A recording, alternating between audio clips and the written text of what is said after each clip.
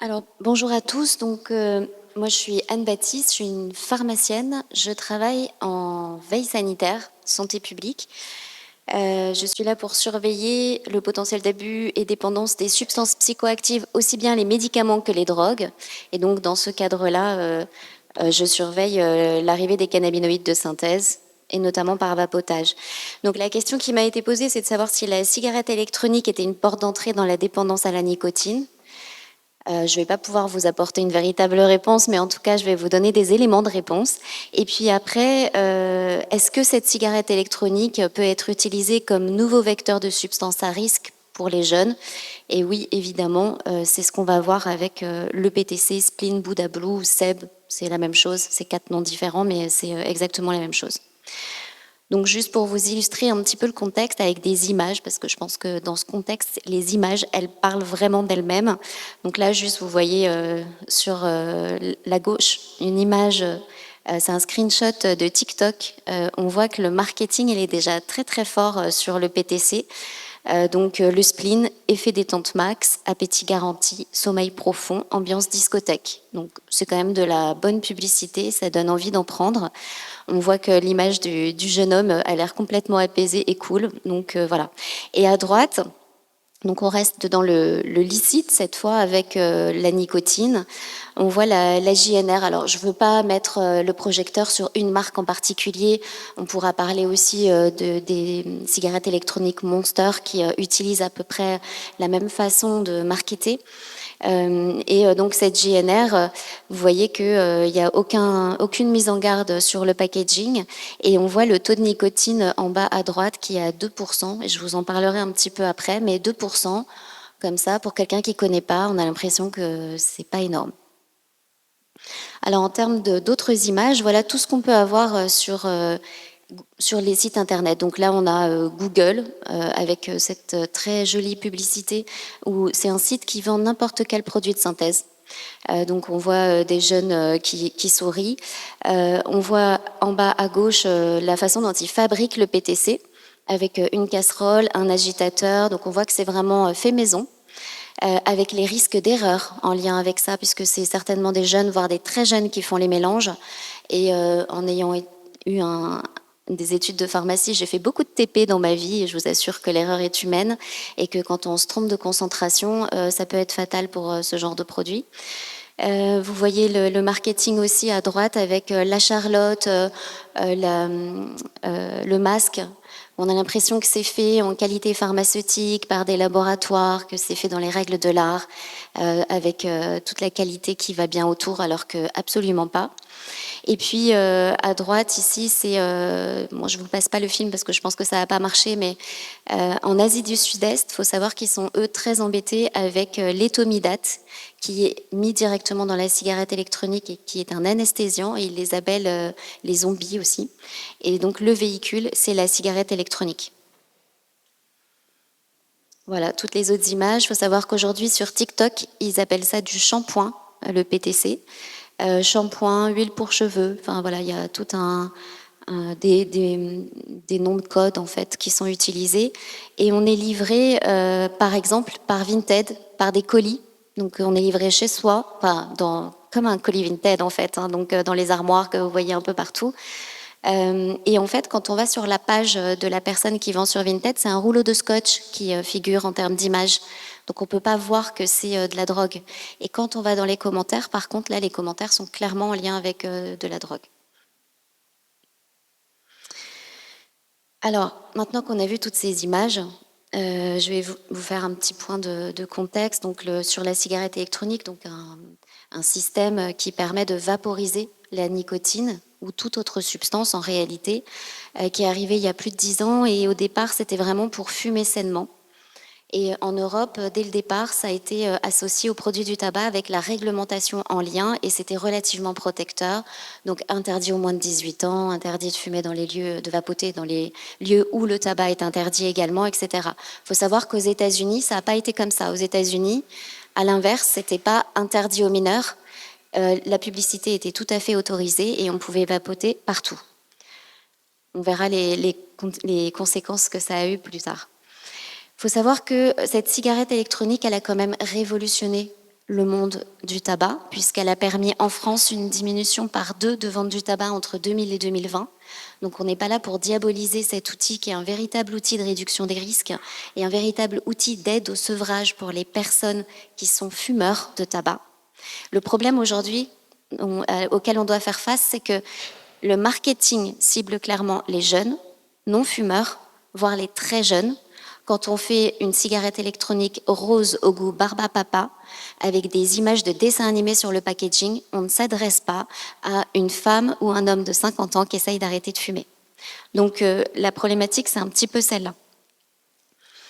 Donc on est vraiment aujourd'hui face à une dénormalisation du tabac et une normalisation de la vaporisation. On voit que l'outil a beaucoup évolué dans les 20 dernières années, puisqu'on est passé d'une première génération à aujourd'hui une 4e génération.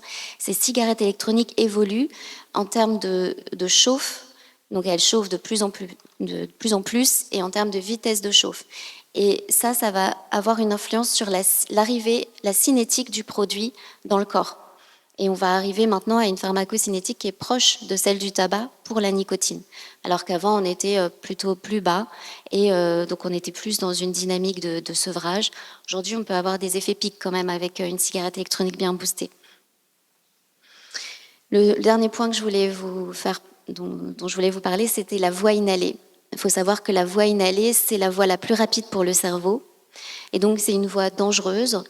Et si on utilise cette voie pour toute substance, sachant que en réalité, dans les cigarettes électroniques, n'importe quelle substance pourrait être mise et vaporisée, des médicaments pilés, de la MDMA, tout ça, c'est tout à fait possible. C'est une voie beaucoup plus dangereuse. Je vous l'illustre par la cocaïne. La cocaïne, par voie sniffée versus par voie inhalée. Vous voyez bien que le crack par rapport à la cocaïne sniffée n'a pas du tout la même accroche, c'est le même produit. Ce qui change, c'est la voie d'administration, c'est la cinétique du produit dans le corps avec un effet pic massif lorsqu'elle est inhalée, et on aura donc à peu près les mêmes problématiques sur la vaporisation. Donc c'est pas anodin cette voie-là, et donc l'idée aujourd'hui c'est vraiment de changer de regard sur la cigarette électronique. Oui, c'est un outil de sevrage pour les personnes qui fument. Non, c'est un outil dangereux pour des non-fumeurs qui vaporisent tout et n'importe quoi. Voilà. Alors, je voulais aussi vous parler de ce qui se passe aux États-Unis avec 2 épidémies mondiales qui n'ont pas vraiment fait beaucoup de bruit en France, mais qui ont existé. La première, c'est l'épidémie qu'ils ont appelée EVALI, qui était en fait des complications pulmonaires en lien avec la vaporisation.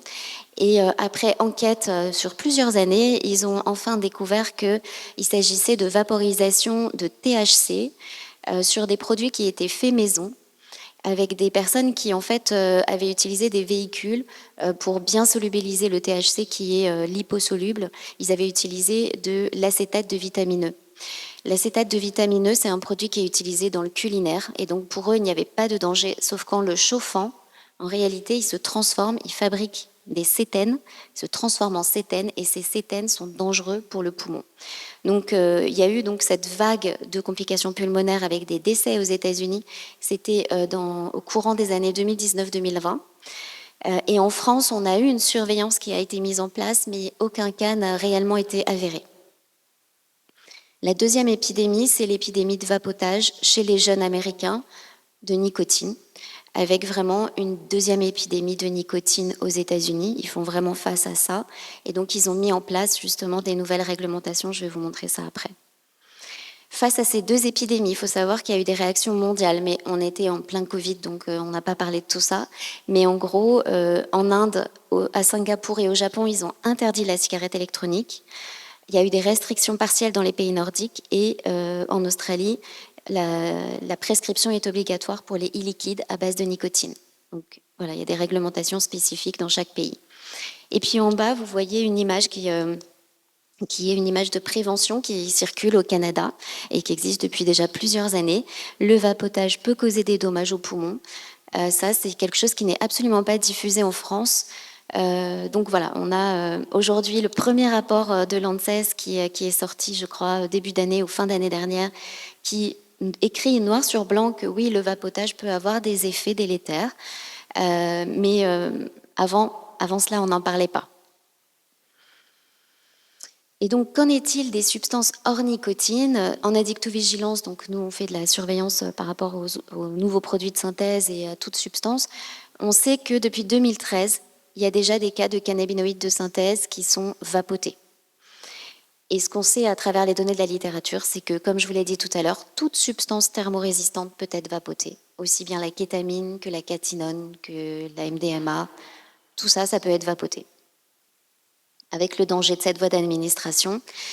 Et puis, dans le dernier contexte, on a en plus, parce qu'en fait, il faut quand même se dire que le monde des drogues évolue sans cesse. C'est sans arrêt qu'il y a des nouveaux trucs et c'est presque épuisant.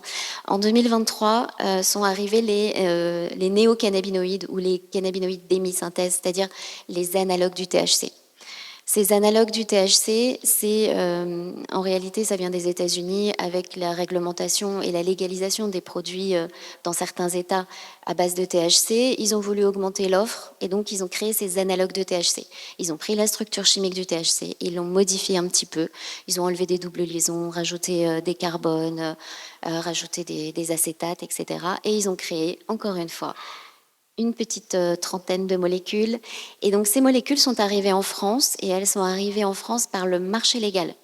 Donc elles étaient disponibles il y a 3-4 ans en boutique CBD, en bureau de tabac. On pouvait acheter du HHC, du H4CBD, du THCO, THCP, c'est toutes ces molécules-là. Et elles étaient donc disponibles par la voie légale. Elles ont été interdites par la suite, je vais y revenir. Je vais aller très vite là, c'est juste pour vous remettre quelques petites idées. Le vapotage, au départ, il a été imaginé aux États-Unis dans le cadre du cannabis médical. L'idée, c'était de pouvoir proposer du THC dans l'antalgie ou autre et pour ne pas fumer, pour ne pas avoir la combustion. Ils ont créé, au départ, c'était des vaporisations de table comme ça, comme le Volcano. Et en fait, petit à petit, ils ont créé ces cigarettes électroniques. Aux États-Unis, on a 2% de la population qui déclare vapoter du cannabis au cours du dernier mois en 2019 et 15% des usagers de cannabis qui déclarent que leur mode d'administration préféré, c'est la vaporisation. Donc on a cette vaporisation qui se normalise aussi dans la société américaine. On a aussi ces concentrés de cannabis qui sont arrivés aux États-Unis qu'on ne voit pas trop en France, avec le wax, les cristaux, des choses comme ça. Mais aux États-Unis, si vous allez dans les shops de THC, ils vendent de l'herbe, de la résine, et ils ont aussi des fois des salles où on peut consommer de la wax dans des pipes. Donc voilà, cette forme de pipe en verre comme ça, qui sont des concentrés très très élevés à 80%, 90% de THC. Et alors, est-ce que la vaporisation par rapport au joint, c'est de la réduction des risques? On pourrait dire que oui. Et au Canada, ils recommandent l'usage du cannabis à moindre risque à travers la vaporisation. C'était juste pour vous remettre un peu dans l'autre sens l'idée que la vaporisation du cannabis, c'est également de la réduction des risques. Et qu'en réalité, cet outil, il doit rester dans la réduction des risques, que ce soit pour le tabac ou le cannabis. Les puffs, les puffs sont arrivées sur le marché en 2021. Elles sont interdites depuis février 2025, mais on va voir que ça n'a pas changé grand-chose, avec une stratégie marketing très claire et agressive à destination des jeunes, des emballages colorés, etc. Je vous en ai parlé, les arômes sucrés. Donc en 2022, il y en avait quand même un adolescent sur 10 qui avait déjà essayé la puff et 28% des utilisateurs de e-cigarettes qui avaient commencé par la puff. Alors, donc ces dérivés dont je vous ai parlé tout à l'heure, vous voyez ici là, donc ces cannabinoïdes d'émisynthèse, le HHC, les analogues du THC, comme je vous le disais, sont arrivés par la filière légale. Et donc là, c'est des photos que j'ai prises moi-même. J'avais acheté ces puffs de HHC dans des bureaux de tabac. Et il faut savoir qu'il y en a un dans ce bureau de tabac-là, j'avais acheté et il n'y a pas de mise en garde, bien sûr, on ne sait pas ce qu'on achète. Et par contre, au bout d'un moment, il avait mis un petit écriteau sur son comptoir en écrivant attention, le HHC peut modifier votre espace spatio-temporel. Donc j'avais trouvé ça intéressant. Et en plus, c'était un bureau de tabac qui était à la campagne. Et donc en gros, les gens, ils venaient en voiture pour chercher le HHC. Et donc, après, on peut imaginer si on fume ça et puis qu'on repart, les dégâts qui pouvaient en découler. Le fait qu'il n'y ait aucune mise en garde, je veux dire, hein, c'était quand même particulier. De ce fait, 2023, classement des stupéfiants, le classement en stupéfiants de tous ces produits-là. Et comme dès le lendemain, moi j'avais fait une étude sur le CBD à l'époque, j'avais acheté plein de CBD. Et donc toutes les boutiques de CBD vendaient ces produits-là.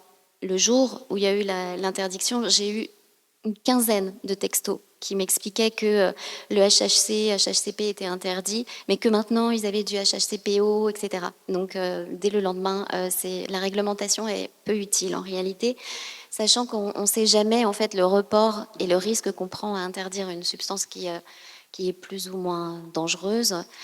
On peut avoir un report sur une substance beaucoup plus dangereuse.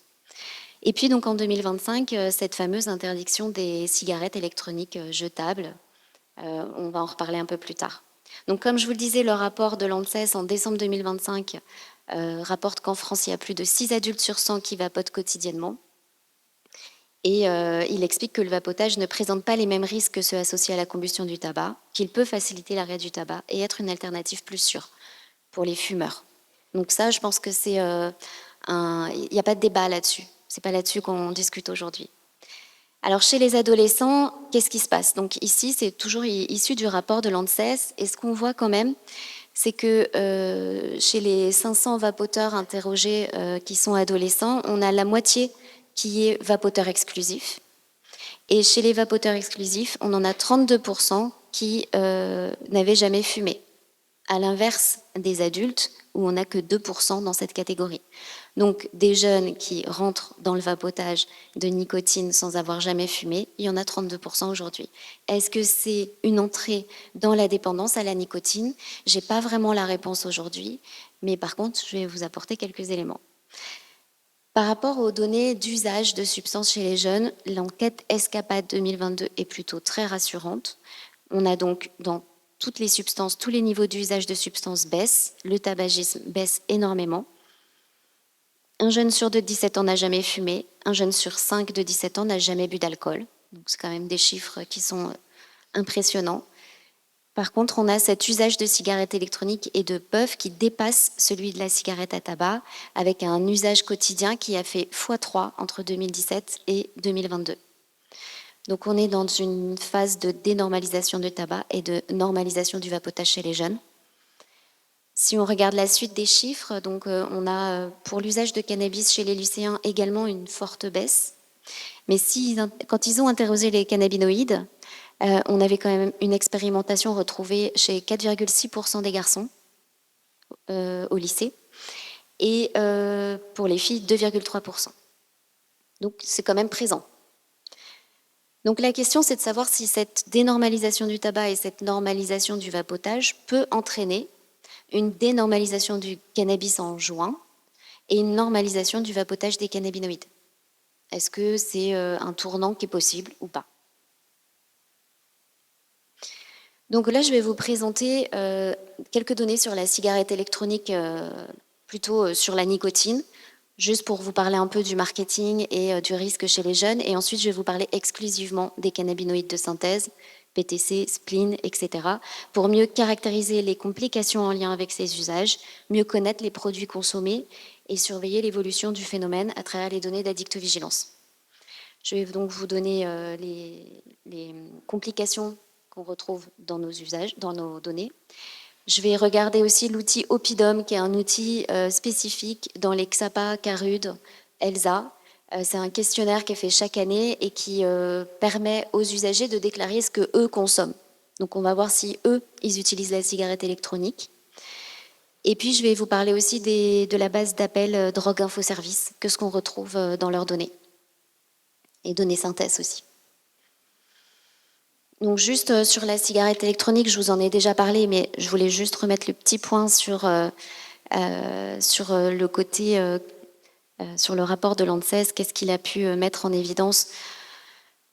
Donc que ce n'est pas inoffensif, voilà, que ça peut que dedans, il peut y avoir des substances chimiques cancérigènes, des métaux lourds, des composés organiques volatiles, des arômes qui, une fois chauffés, peuvent devenir dangereux. Donc voilà, ça c'est ce qui a été mis en évidence dans le rapport.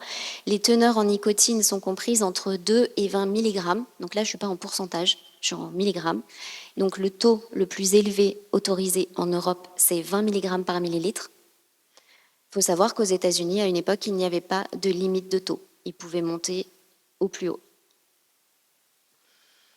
Donc, l'ANSES a identifié des risques possibles pour les vapoteurs, notamment des effets cardiovasculaires, respiratoires et cancérogènes, y compris en l'absence de nicotine dans les produits. Je voulais juste vous remettre cette petite phrase qui résume les conséquences. Alors aux États-Unis, je vous en ai parlé tout à l'heure, il y a eu cette vague d'épidémie dans les années 2019-2020 où ils ont vu vraiment une augmentation très importante des consommations de vaporisation de nicotine. C'est donc illustré ici. Résultat, alors c'est toute nicotine en dehors de la vape. Là, on voit que c'est aussi présent. Hein. Les pushs, vous savez, c'est les espèces de petits sachets de nicotine en poudre qu'on met dans la bouche sous la lèvre supérieure, qui permet une absorption aussi de nicotine, qui sont possiblement bientôt interdites en France. Donc, on avait 40% des jeunes qui vaporisaient la nicotine aux États-Unis en 2020. Ils ont quand même mis un âge minimum à 21 ans à partir de 2019, c'est-à-dire qu'avant 2019, il n'y avait pas d'âge minimum. Et à partir de 2020, ils ont interdit tous les arômes aux États-Unis. Tous les arômes sauf tabac, arôme tabac et arôme menthol. On en est loin en France quand même, hein. Voilà, donc ça c'est interdiction depuis 2020 aux États-Unis. Ils sont en train de revenir dessus et d'assouplir avec certaines autorisations de saveurs fruitées pour adultes. Pour la vaporisation de cannabis, on voit que depuis la légalisation en 2023, il n'y a pas eu d'augmentation de cette vaporisation aux États-Unis. La consommation de substances chez les jeunes aux États-Unis reste stable depuis 2020. Ils sont quand même passés d'un modèle libre à un modèle fortement réglementé par la FDA aux États-Unis à partir de 2020 sur la cigarette électronique. Alors en France, l'interdiction des puffs qui date de février, 6 mois après son interdiction, la puff est toujours aussi facile à trouver pour les adolescents, toujours en vente, 6 mois après, dans les épiceries ou autres. Donc ça se vend sous le manteau, ça se vend sur les réseaux sociaux, ça se vend partout. Et puis surtout, il y a eu, comme je vous le disais tout à l'heure, on interdit, il y a un report. Et bien là, il y a eu une adaptation du marché avec l'apparition de moi ce que j'appellerais les puffs 2.0, qui sont donc tout simplement rechargeables et qu'on peut remplir. Avec comme illustration emblématique la JNR. Donc c'est pas pour mettre le projecteur dessus, mais la JNR, vraiment, c'est un fléau. Donc JNR, ça veut dire Just No Reason. Donc ça veut dire aucune raison. Leur pub, hein, ils ont enlevé le site depuis, mais il était magique. Leur pub, c'était il n'y a aucune raison de ne pas essayer la JNR. C'est pour ça que ça s'appelle Just No Reason. Et voilà, Just No Reason, sans autre raison que l'envie d'essayer de nouvelles choses, d'explorer des territoires inconnus et d'enflammer sa passion. Si ça, c'est pas de la publicité, voilà. Donc c'est la marque, elle s'est construite autour de modèles combinant autonomie, simplicité d'utilisation et format pensé pour accompagner différents rythmes de vie. Donc il y a une diffusion majeure et massive de la JNR par les réseaux sociaux des jeunes, TikTok, Snapchat, etc. Ils font de la promotion, de l'autopromotion eux-mêmes, entre jeunes. Donc à une époque, il y avait le petit challenge de la petite danse quand tu vas acheter ta JNR. Donc ça, c'est un truc que moi, personnellement, je ne peux pas comprendre. Mais vraiment, si on était sur TikTok, on les voyait tous faire une petite danse en disant je vais chercher ma JNR. Voilà, et c'était en boucle. Sauf que ça, en fait, ça, c'est vraiment viral pour les jeunes. Et ils vont tous acheter leur JNR pour faire leur petite danse après. Sauf que la JNR, elle est vraiment particulière. Donc là, vous voyez ici des petits screenshots. Quand mon papa demande où est passé l'argent pour déjeuner, j'ai acheté ma JNR. Voilà, c'est des petits trucs comme ça des jeunes où, en plus, il y a tout ce côté un peu rigolo, quoi. C'est léger. C'est léger, sauf que la JNR, C'est un seul taux de nicotine possible, un seul, il n'y en a pas d'autre. Donc quand vous voyez quelqu'un avec une GNR dans la rue, vous savez son taux de nicotine, c'est 2%, c'est-à-dire 20 mg par millilitre, c'est-à-dire le taux le plus élevé autorisé en Europe, c'est-à-dire celui qu'on recommande à des fumeurs qui fument entre 1 et 2 paquets par jour. Voilà. Et donc ça, c'est ce qu'on donne à des jeunes de 14-15 ans qui n'ont jamais fumé. Donc évidemment qu'il y a des effets psychoactifs. Hein. La nicotine, c'est une substance qui est forte, qui a des vrais effets. Donc on peut avoir nausées, vomissements, tête qui tourne, etc. Évidemment. Ils ont en plus des façons de consommer qui peuvent être proches du binge, où ils vont s'amuser à consommer et tirer très fort sur leur cigarette électronique pour avoir le maximum d'effet de cette nicotine. Et on peut imaginer quand même que c'est à ce moment-là qu'il y a des accroches. La nicotine, il faut savoir que c'est la substance la plus addictogène, supérieure à l'héroïne. On a un taux d'accroche, je crois, à 32% sur 100% de personnes qui va utiliser la nicotine. Il y en a 32 qui vont accrocher. Donc c'est vraiment une façon d'entrer dans la dépendance à la nicotine qui est nette. Et puis les consommations, elles sont rapportées par les parents partout. On n'a pas le droit de fumer dans plein d'endroits, mais la vaporisation, en réalité, ça se laisse aller quand même. Et donc, résultat, il vapote dans les transports en commun, dans les établissements scolaires, dans les toilettes, mais voire même dans la classe. Bon, ça m'a été rapporté par des professeurs. Il vapote chez les parents, dans la chambre, dans le salon. Ça, c'est quelque chose que, encore il y a 5 ans, pour une cigarette, jamais tu fumes chez tes parents, en fait. Là, tu vapotes tranquille avec ton père devant la télé. Voilà, donc ça augmente en plus la dépendance parce qu'on vapote toute la journée. Je ne vous parle même pas des dégâts par rapport au PTC, hein, parce que le PTC, c'est pareil. Hein.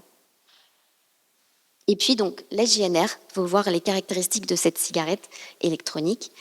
Donc, elle est rechargeable, elle n'est pas très chère, et le réservoir, il fait 10 millilitres. 10 millilitres, alors que dans n'importe quelle cigarette électronique, le réservoir ne fait que 2 millilitres. 10 millilitres, ça veut dire que, et ils le mettent sur leur page de publicité sur Internet, ça permet une utilisation étendue sans interruption. Voilà. Donc en gros, ils donnent un appareil qui permet de vapoter sans interruption grâce au réservoir de 10 millilitres.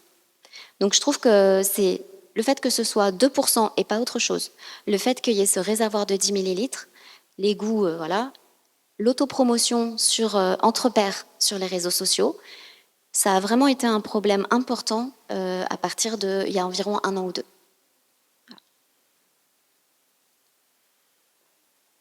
Donc vous l'avez compris, mais je vous le remets. Un petit réservoir de 10 millilitres.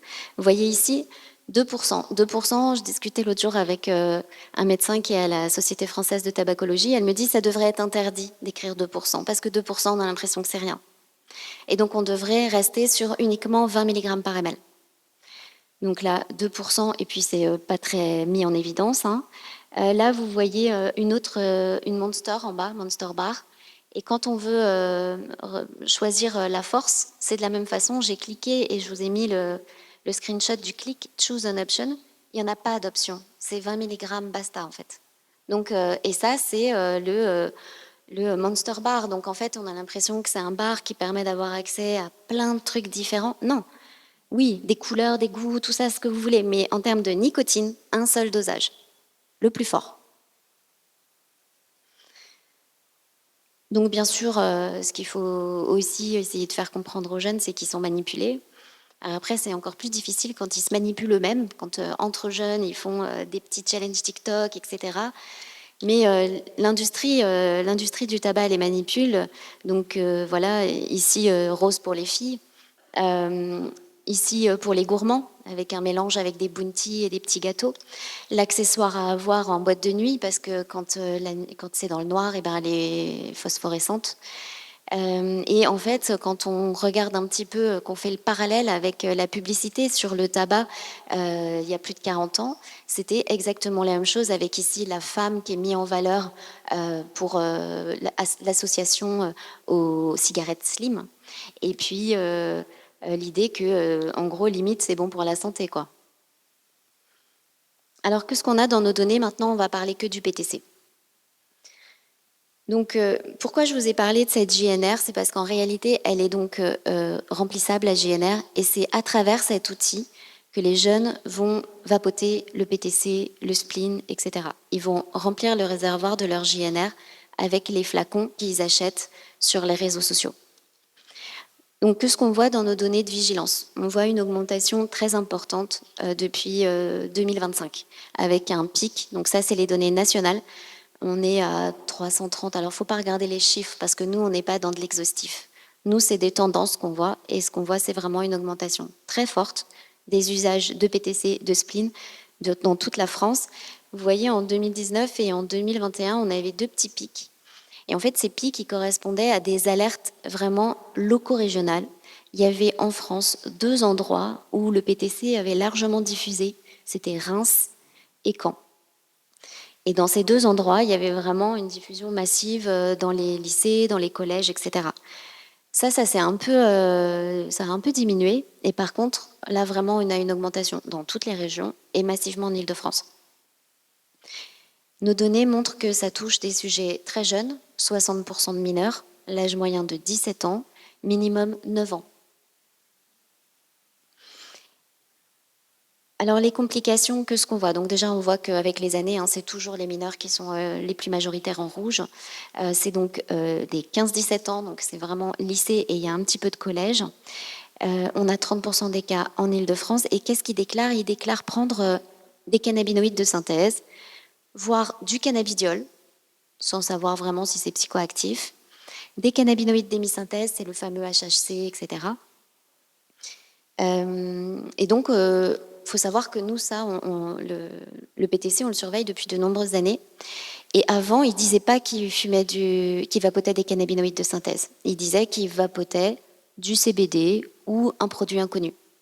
Et donc, le fait que maintenant ils disent que c'est des cannabinoïdes de synthèse, ça montre peut-être une espèce de normalisation de la chose. D'ailleurs, ils disent pas que c'est de la drogue. Ils disent, c'est pas de la drogue, c'est un produit de synthèse. Et pour eux, ils font pas vraiment le lien, en fait. Alors, c'est quoi les cannabinoïdes de synthèse? Les cannabinoïdes de synthèse, ça existe depuis les années 2000-2010 en France et ça existe en fait depuis beaucoup plus longtemps. 2000-2010, c'est le retour à travers la dynamique des nouveaux produits de synthèse. Les nouveaux produits de synthèse, vous en avez tous entendu parler, c'est le fait qu'il y ait des petits chimistes qui s'amusent à créer des substances psychoactives à l'image des produits illicites pour les mimer, voire même de mimer des médicaments psychoactifs, voire même des drogues légales. Maintenant, il y a même un analogue de nicotine. Enfin voilà, c'est vraiment, on bidouille des structures chimiques pour créer plein de substances. Et pour les cannabinoïdes de synthèse, ce qui s'est passé, c'est qu'on n'est pas sur la structure du THC, comme je vous l'ai décrite tout à l'heure avec les analogues du THC qui viennent des États-Unis. Là, en fait, ils sont allés chercher dans les anciennes données des années 80. Ces molécules, elles viennent de l'industrie pharmaceutique. L'industrie pharmaceutique, dans les années 80, ils ont cherché à créer un médicament qui pouvait agir sur les récepteurs CB1, qui est le récepteur endogène aux cannabinoïdes. Et donc, ils ont créé des structures. Ces structures chimiques sont réellement des analogues, c'est-à-dire que ce sont des molécules qui agissent sur le récepteur aux cannabinoïdes.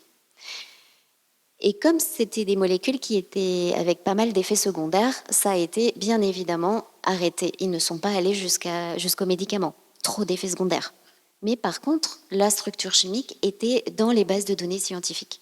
Ils ont donc repris ces structures chimiques qu'ils ont modifiées et aujourd'hui, il y en a une centaine, des centaines. Voilà.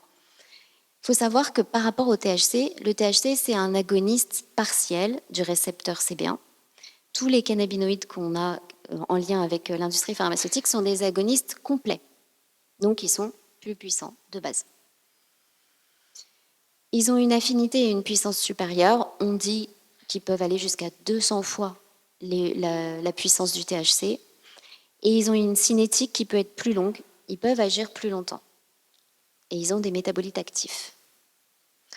Voilà, en Ile-de-France, nos données, donc 2024, 41 cas, 2025, 134, 2026. Moi, j'ai des appels presque tous les jours sur du cannabinoïde de synthèse, du PTC.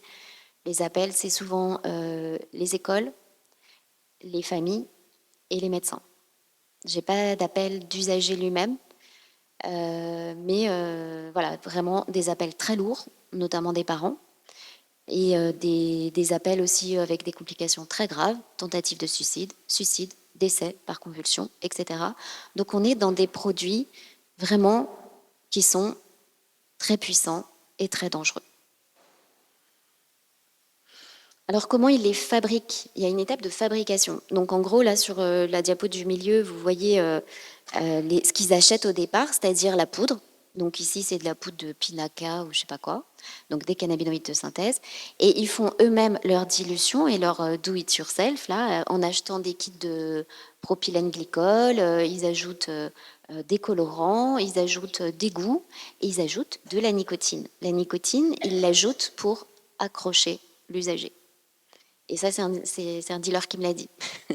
Donc voilà, ils ont... Et bien sûr, ils ne vont pas utiliser la nicotine à 3 mg. Ils utilisent la nicotine à 20 mg. Alors, qui fait ça? Je ne sais pas. Si vous connaissez quelqu'un qui le fait, moi, je suis hyper intéressée pour l'interroger et surtout faire des analyses parce que moi, je me pose des questions sur justement la qualité de fabrication. Parce que là, ils fabriquent des litrons, ils appellent ça, donc des grosses bouteilles. Hein. Et en fait, s'ils ne mettent pas d'agitateur, moi j'ai fait un peu de chimie dans ma vie, s'ils ne mettent pas d'agitateur et puis qu'après ils remplissent leur flacon, évidemment que le premier flacon, il va être très concentré ou peu concentré, le dernier très concentré ou peu concentré en fonction de la solubilité du produit. S'il est en haut, parce que plus léger, eh ben, le premier flacon sera très concentré. Si tout se met en bas, eh ben, le dernier flacon sera extrêmement concentré et donc d'autant plus dangereux. Donc c'est la question que je me pose parce que c'est vrai qu'on a quand même des cas graves qui finissent en réanimation après 3 tafs. Donc on peut se demander si ces 3 tafs, c'était pas des flacons de, on va dire, de fin de cuve, quoi, on va dire des trucs très chargés. Mais en tout cas, il faudrait pouvoir les aider à fabriquer en qualité pharmaceutique. Alors, pourquoi ils utilisent ces produits? Ce qu'on va retrouver comme laïus narratif, hein, c'est avec ça je flotte, je suis enfin apaisée, enfin calme, je prends ça pour ressentir un bien-être, je ne pense plus à rien grâce au PTC, je suis comme dans le vide, sans pensée négative. Donc certains disent qu'ils fumaient du cannabis avant, d'autres pas du tout. Ils aiment le côté discret du produit, il n'y a pas d'odeur, voire il y a un petit goût sucré, donc personne ne va se dire que ce petit goût de mûre fraîche est dangereuse pour l'usager. Et donc, ils peuvent vapoter absolument partout, ce qui n'était pas le cas pour les joints. Les joints, on se cache pour rouler son joint, et comme ça sent très fort, on va le fumer dans un endroit très discret, ce qui fait que ça limite le nombre de joints. Alors que là, c'est sans limite. Donc, pas de problème de détection sur la route. Ça aussi, c'est un point important. Parce que, évidemment, on ne sait pas détecter, pas encore, peut-être que ça le sera un jour, mais en tout cas, comme je vous l'ai dit, ça n'a pas la structure du THC. Et ce qu'on détecte sur la route, c'est le THC. Mais c'est une très mauvaise idée de switcher sur les cannabinoïdes de synthèse quand on est conducteur VTC, taxi ou qu'on travaille avec sa voiture tous les jours.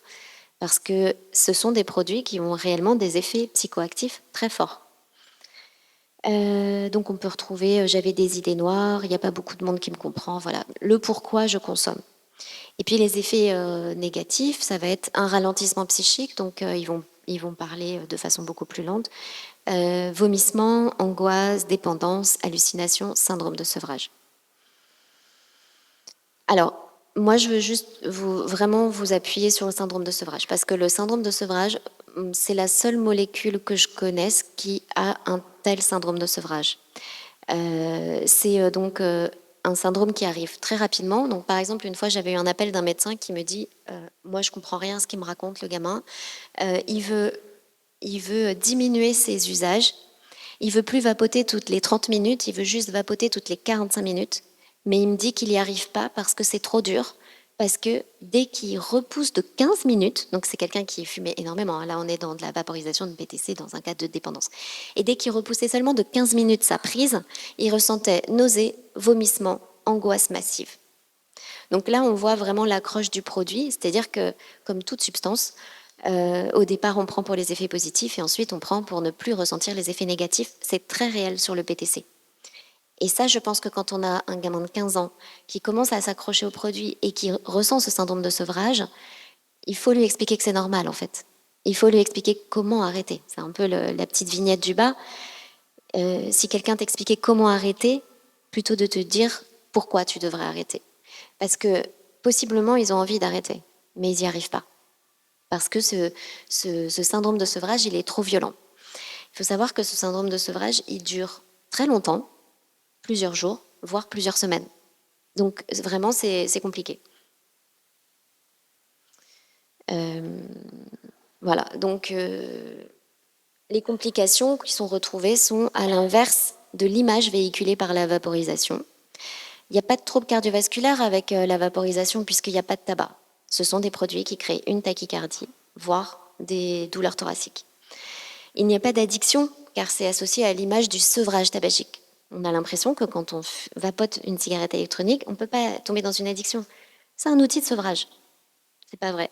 Il n'y a pas de trouble neuropsychiatrique avec ces cigarettes électroniques car c'est plutôt associé au produit et pas au dispositif. Donc en gros, le message véhiculé sur le moins nocif se traduit faussement par une perception de sans danger par les jeunes et eux en plus ils rajoutent le côté ludique de la chose, le côté accessoire, le côté je fais partie de... c'est identitaire. Donc on est dans une accroche bien supérieure.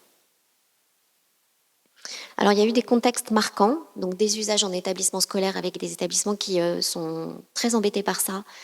Et ça peut mener très loin, en fait, parce qu'il vapote du PTC dans l'établissement, les profs s'en rendent compte. Il y a un conseil de discipline et il est viré, il est exclu. Et qu'est-ce qui se passe là? On est déjà sur un gamin qui va super mal, en fait. Et la mère doit retrouver bien évidemment un établissement très rapidement. Il faut savoir qu'ils ont le droit de l'exclure et normalement l'éducation nationale doit lui trouver un établissement. Oui, mais pas tout de suite. Il va y avoir un laps de temps. Et ça, moi, je trouve que c'est quand même une mise en danger qui a été clairement montrée. Après, il y a des prises forcées qui nous sont remontées, des défis et des challenges. Donc prise forcée, c'est en gros des gamins qui vont jouer, qui vont lui dire tu vapotes là-dessus et limite avec un peu de force. Des défis challenge, c'est si tu prends pas ça, t'es pas un homme. Sur TikTok, on retrouve aussi fais essayer ton pote sans lui dire que c'est du PTC, tu vas voir, on va bien rigoler. Donc il y a tout ce côté-là aussi qui existe. Ça, c'est plus des prises expérimentales. Il peut y avoir des complications. Mais par rapport à l'addiction, c'est, on va dire, à moindre mal. Il y a aussi quelque chose que je voulais souligner, c'est la prise à l'insu. Donc des prises à l'insu, donc là, telle que je viens de vous la raconter, mais il y a aussi la soumission chimique. Et donc on a des cas chez des jeunes enfants, donc jeunes enfants de 12-13 ans, à qui on va faire vapoter du PTC pour les agresser sexuellement par la suite. Donc voilà, on est quand même dans des cas gravissimes. Le message qui pourrait sortir de ça, c'est on ne vapote pas sur la cigarette électronique de quelqu'un. Même s'il nous présente un nouveau goût, même s'il nous dit que je ne sais quoi, non. On vapote sur sa propre cigarette électronique. L'autre message aussi que j'ai pas dit tout à l'heure sur la JNR, c'est si votre enfant il consomme de la JNR ou si vous avez un ado qui consomme une JNR, eh ben, il faut lui acheter une cigarette électronique, une vraie cigarette électronique, et comme ça, il peut choisir ses flacons à la concentration qu'il souhaite, au goût qu'il souhaite, bien sûr, et comme ça, on reste dans un rapport aussi sympathique. En gros, on va choisir avec lui sa cigarette électronique. Alors évidemment, ça a un coût, mais si ça peut le sortir de la JNR, c'est pas plus mal. Les effets recherchés, donc ça va de la recherche de bien-être à la défense et à l'anesthésie affective. Donc on retrouvera quand même ça, hein. Des enfants qui vont dire bah, moi si je vapote du PTC, c'est pour pas entendre mes parents se disputer le soir. Si je vapote du PTC, c'est parce que j'ai été agressée sexuellement dans l'enfance. Il y a ça. Il y a aussi, si je me suis mis à vapoter si fort le PTC, c'est parce que j'ai eu un chagrin d'amour. La rupture amoureuse, c'est un facteur de risque à l'entrée dans une dépendance au PTC, qui nous est rapporté dans nos données. Et puis, ce dont je vous parlais tout à l'heure, les autres cas marquants, ça va être j'ai switché du cannabis au PTC pour éviter la détection lors de la conduite. Je n'arrivais plus à m'approvisionner en cannabis et donc je suis passée au PTC. parce que c'était plus facile. Euh, bon, voilà, le reste c'était... Ah oui, il y a celui qui veut se sevrer du cannabis en passant par les cannabinoïdes de synthèse aussi. C'est pas une très très bonne idée. Et les modes d'approvisionnement, il y a un petit peu de deal de rue, mais souvent le deal de rue, c'est aux alentours du lycée ou du collège. Et sinon, c'est Internet et réseaux sociaux, Snapchat, Telegram, TikTok. Je vais vous montrer des images après. Et puis, la boutique de CBD. Et ça, c'est une catastrophe. Et donc ça nous a été rapporté. La boutique de CBD qui est juste à côté du lycée et qui va se mettre à faire sous le manteau du PTC. Ils vont vendre des flacons de PTC à des gamins du lycée qui vont ensuite dealer dans le lycée. Voilà. Donc ça, bien sûr, il faut nous contacter pour qu'on puisse faire un article 40 pour qu'il y ait une enquête sur ce genre de boutique et qu'elles ferment. Elles sont connues en fait par les usagers. Alors les complications, on aura des troubles neurologiques, vertiges, somnolence, malaise, convulsions. Vous voyez, il y en a beaucoup des convulsions. Céphalée, agitation, tremblement, troubles de l'élocution. J'ai une mère qui me disait l'autre jour que son enfant, il titubait carrément, tellement il était défoncé. On voit pas ça avec le cannabis. Hein. Le syndrome de sevrage, je vous l'ai déjà dit, juste pour vous illustrer l'addiction, c'est des gamins qui vont consommer jusqu'à 20 millilitres par jour, 2 flacons par jour. Un flacon, normalement, ça fait 15 jours. Donc, c'est énorme. Ils ne font que ça, vapoter, vapoter, vapoter. C'est toutes les 30 minutes, c'est même la nuit. Ils se réveillent la nuit pour vapoter. Ça, c'est les cas d'addiction au PTC. C'est pas tous les cas du PTC, mais quand ils tombent dans une addiction, on est vraiment dans un truc très fort, très violent. Et puis, il y a des troubles psychiatriques, angoisse, panique, hallucination, délire de persécution, suicide. Donc, la tentative de suicide, c'est le problème également. Ça, j'ai déjà dit. Alors, qu'est-ce qu'on a réellement dans les produits? Nous, quand on avait fait nos analyses, on avait en gros, quand c'était des cannabinoïdes de synthèse qui étaient vendus, dans 8 cas sur 10, c'était vraiment des cannabinoïdes de synthèse. Mais on avait quand même un e-liquide qui était vendu pour être de la kétamine. Et en réalité, c'était des cannabinoïdes de synthèse. Un e-liquide qui était vendu pour être THC, un mélange THC-CBD et qui était des cannabinoïdes de synthèse. On avait un e-liquide nommé cocktail de drogue qui était vendu pour être des produits de synthèse de l'héroïne et de la MDMA qui contenaient en réalité de la codéine et des cannabinoïdes de synthèse. Donc on voit qu'il y a quand même une petite variabilité des produits. Et dans une autre étude, on avait également retrouvé des benzodiazépines de synthèse. Donc, quand même à vérifier qu'est-ce qu'il y a réellement dans ces produits, parce que ça reste de l'achat sur Internet de poudre, et on ne sait pas bien ce qu'il y a dedans. Et on sait aussi qu'entre l'étiquetage et le contenu réel, ça peut varier. Donc voilà, c'est pourquoi pas faire des analyses, nous on est pour. Inadéquation donc entre étiquetage et contenu réel, c'est le deuxième point de vigilance. Et donc avec l'idée de faire des analyses. Alors je vous présente rapidement, c'est une diapo, les résultats Oppidum. Donc les résultats Oppidum, c'est une enquête qui est faite dans l'Hexapacarud auprès des usagers qui fréquentent ces structures et pour qui déclarent en fait ce qu'ils ont consommé donc la dernière semaine. Est-ce qu'ils ont consommé de la cocaïne, tout ça, etc. Et donc c'est eux qui nous disent. Et on avait 0,4% des sujets qui rapportaient l'utilisation de la vaporisation hors nicotine.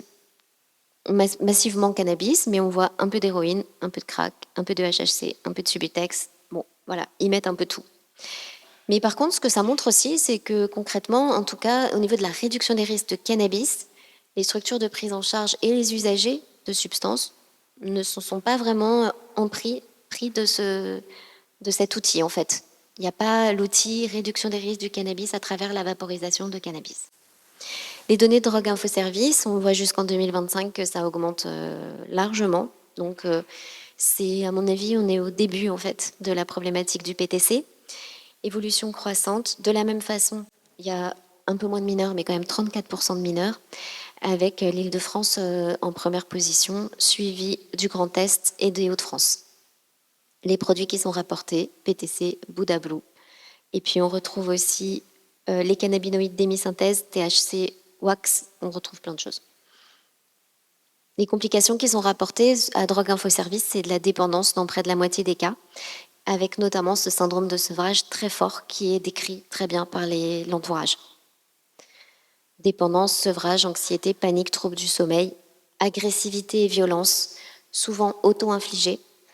Il y a un truc qui est retrouvé dans les données, c'est ne surtout pas confisquer la cigarette électronique ou les flacons, parce qu'en fait, ça rentre dans une crise classique. Le gamin devient fou et il se met en danger. Donc, fugue, il casse tout dans la maison, il devient violent pour lui-même et pour les autres. Donc, ne pas faire ce genre de choses. Dans les données synthèse, voilà, on avait 52 produits qui étaient analysés. Alors c'est tout petit, mais vous pouvez me faire confiance. Donc en gros, hein, massivement des cannabinoïdes de synthèse, et dans plus de la moitié des cas, c'était ce qu'on appelait l'ADB-butinaca. Donc c'est un des cannabinoïdes de synthèse. Et sinon, on avait le MDB-butinaca ou le MDB-4-N-pinaca. C'est des noms un petit peu barbares, c'est pour ça que je ne vous les ai pas dit jusqu'à maintenant. Mais ce sont des noms chimiques, en fait. Ça veut dire... je pourrais pas vous dire. Je me souviens plus. Et puis, on retrouve quand même des cannabinoïdes naturels qui peuvent être présents. La nicotine, comme je vous l'ai dit tout à l'heure, qui est rajoutée pour accrocher encore plus l'usager. On retrouve de la codéine et on retrouve les néocannabinoïdes de synthèse. Alors, c'est ce que je vous disais tout à l'heure en termes de concentration par rapport à cette fabrication faite par des jeunes. Je ne sais pas ce que ça donne, mais en tout cas, vous voyez sur la gauche donc une publicité qui donc le flacon c'est 10 millilitres et c'est 10 euros. Mais quand on en achète en gros, bah, on a une réduction, donc ça peut descendre jusqu'à 5, 6, 7 euros. Et puis ils font aussi sur les sites, hein, ils font aussi appel à de la revente. Viens vendre pour nous et tu auras des produits gratuits. Ici, vous voyez, il y a de la spleen forte. Alors là, franchement, je ne sais pas trop ce que ça veut dire. Est-ce qu'il y a vraiment une concentration supérieure? Je ne sais pas. Il faut savoir que la cigarette électronique comme outil de vaporisation de toute substance psychoactive a fait l'objet d'une alerte par l'ONU-DC en 2025.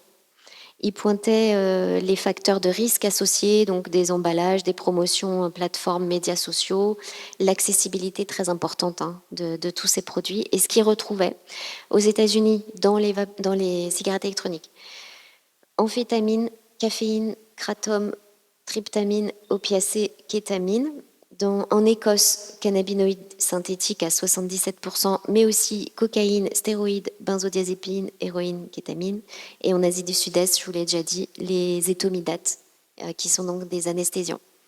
Donc on voit que voilà, faut surveiller. Ce qu'ils préconisent, c'est sensibiliser et éduquer les soignants et les usagers qui utilisent des cigarettes électroniques provenant du marché non réglementé. Donc ça, c'est dans le monde. Hein, en les informant que les cigarettes électroniques peuvent contenir des substances non déclarées, réaliser des enquêtes, effectuer des tests laboratoires, mettre en place ou renforcer les systèmes d'alerte précoce. Bon, je pense qu'en France, c'est un peu ce qu'on fait ici. Donc, le fameux document de la DGS qui a été diffusé le 11 juin dernier et qui explique qu'il y a une exposition aux cannabinoïdes de synthèse qui augmente. Pour le coup, ils ne sont pas que sur le vapotage, ils sont sur le vapotage, mais aussi sur tous les produits qui sont vendus en boutique CBD et qui peuvent contenir des cannabinoïdes de synthèse à l'insu de l'usager. Et ça, nous, on en a plein aussi. Donc, ce qu'on fait, c'est qu'on demande à l'usager de nous faire parvenir le produit et on l'envoie à synthèse pour analyse. Et ensuite, on fait un article 40 si l'usager est d'accord. Donc en France, des sites de vente particulièrement dangereux. Ici, un site de vente qui, à l'époque, donc c'était il y a 3 mois, aujourd'hui il a retiré sa page, il vendait des nitazen, donc ce sont des nouveaux opioïdes de synthèse extrêmement forts, sous forme de e-liquide. Donc ça, c'était accessible en décembre dernier, depuis Google France. Et puis des réseaux sociaux qui sont sans complexe et qui vont vraiment, là, vous voyez, le super-héros PTC, ici, donc la fameuse affiche que je vous ai décrite tout à l'heure. Et puis ici, j'étais heureuse pour une fois, mais c'est bizarre, j'avais les pupilles dilatées, les yeux rouges, je rigolais pour rien, j'étais amie avec tout le monde et j'avais oublié tous mes problèmes. Et ça, c'est dangereux aussi. Parce que quand on fait diffuser auprès des jeunes que quand tu as un souci, en fait, le PTC, ça t'aide et qu'il n'y a aucune mise en garde, qu'il n'y a aucun effet négatif de rapporter, c'est le problème des réseaux sociaux. Vas-y, tire une taf, c'est rien. T'as voulu tirer sur la JNR à ton pote, mais après 30 taf, il te prévient que c'était du spleen. Voilà, il y a tout ça qui... Donc nous, au CUP de Paris, on a déjà fait, je crois, 4 alertes sur le PTC depuis novembre 2024. Ça a permis quand même d'arriver à la DGS aujourd'hui, donc c'est plutôt bien. Même si moi je regrette beaucoup que ce document, il est super parce qu'il dit qu'il faut déclarer, il dit qu'il faut analyser les produits, il décrit le phénomène, mais il ne dit pas un mot sur la prise en charge. Donc c'est super, mais à un moment, je vois pas comment ça a pu aider les professionnels. Ce document, il est juste, bon, disons qu'il a son importance, mais il n'est pas exhaustif. Donc j'en arrive bientôt à la fin, vous inquiétez pas. C'était juste quand même pour, voilà, c'est changer de regard sur la cigarette électronique. Elle peut véhiculer des produits dangereux et de la nicotine fortement dosée chez des jeunes qui n'ont jamais fumé. Il y a le Premier ministre anglais qui avait dit en 2023 qu'il était ridicule que les e-cigarettes aient été conçues et promues pour plaire aux enfants alors qu'elles étaient censées être utilisées par des adultes qui arrêtent de fumer. Je trouve que cette phrase, elle est vraiment intéressante, puis surtout, elle date maintenant. Et donc, il serait peut-être nécessaire de replacer le vapotage comme outil de réduction des risques et uniquement comme outil de réduction des risques, puisque ce qu'on voit aujourd'hui, c'est que oui, ça peut être de la réduction des risques pour le tabac, le cannabis, voire le cannabidiol. Au lieu d'être fumé, on va le vapoter. Mais en réalité, c'est aussi un outil d'initiation à la nicotine, de normalisation. Petit à petit, on arrive à une initiation des cannabinoïdes à travers cet outil, avec cette image du moins nocif qui se transforme en sans danger. Et c'est là-dessus qu'il faut changer de regard, en fait. Qu'on soit parent, qu'on soit... Alors oui, on va garder la phrase que tu m'as dit tout à l'heure, c'est « il vaut mieux qu'il vapote plutôt qu'il fume de la cigarette ». D'accord, mais non, c'est pas anodin. Voilà. Et puis, on voit des expérimentations aussi d'autres produits à travers la cigarette électronique, MDMA, DMT, LSD, kétinone. Donc ça aussi, c'est à surveiller. Donc changer de regard sur les liquides, changer de regard sur la cigarette électronique, alors même qu'on avait un contexte qui était quand même très protecteur dès le départ en termes de réglementation. Mais on voit bien qu'aujourd'hui, ça se situe plutôt sur Internet, la problématique. Et Internet, on ne peut pas faire grand-chose. Informer, éduquer, oui, mais on ne luttera jamais contre des influenceurs, on ne luttera jamais contre une vague d'autopromotion entre pairs qui touche les jeunes en vague comme ça. Il faut savoir que sur le protoxyde d'azote, on était intervenu dans le 17e arrondissement et on leur présente tous les risques du protoxyde et à la fin, ils nous disent « Ah on avait bien vu qu'il y avait des troubles neurologiques sur les réseaux sociaux comme information, mais on pensait que c'était des fake news. » Donc quand on leur donne la véritable information, ils peuvent penser que c'est une fake news. Ils sont très jeunes. Donc nous, on a fait des petits flyers et comme il n'y a pas grand-chose qui existe aujourd'hui sur le PTC, les parents à qui j'envoie ça, ils sont plutôt contents. Et puis là, on est en train de finaliser un dernier petit flyer sur le PTC. Le vapotage peut exposer à des substances dangereuses. De quoi parle-t-on quand on parle de PTC, spleen, Buddha Blue? C'est pas du cannabis. Il contient pas de THC, mais des cannabinoïdes de synthèse bien plus puissants. Le PTC est une drogue, c'est important de le dire, c'est pas un produit de synthèse. Il a des effets psychoactifs puissants. Attention, il y a une composition variable. L'arrêt du PTC est un enfer et toutes ces substances sont interdites et classées en stupéfiants. C'est aussi bon de le rappeler. Même si la police m'a bien expliqué que eux, quand ils arrêtent des jeunes, ce qu'ils cherchent, c'est de l'herbe et de la résine. Et s'ils trouvent des flacons de e-liquide, ils vont rien en faire. Donc limite, allez-y pour le deal, parce qu'en fait, vous risquez pas grand-chose avec ces petits flacons. Et puis, info ou intox, les réseaux sociaux véhiculent des fausses informations sur le PTC à travers un marketing agressif. Le PTC est plus puissant, plus dangereux. Il ne donne pas de super pouvoir. Alors là, c'est l'IA qui a modifié les photos, enfin les images, parce que je voulais pas au départ mettre les vraies images de réseau social sur le flyer. Donc, je lui ai demandé de modifier et il m'a modifié. Il m'a enlevé la barbe, il m'a mis un super-héros noir. Enfin voilà, j'ai trouvé que c'était drôle. Donc le PTC peut entraîner un sevrage difficile sur plusieurs jours. Des vraies infos circulent également. Alors voilà, ça c'est le truc aussi qui est à mettre en avant sur les réseaux sociaux. Il y a aussi des vraies infos entre jeunes. Et là, on voit un témoignage. J'ai déjà J'ai déjà fait plusieurs sevrages de PTC et au cas où, si ça peut te rassurer, le manque physique ne dure pas plus de 6 à 7 jours. Tu verras, ça va aller mieux, tu vas te retrouver. Et puis bon, des complications, qui on appelle?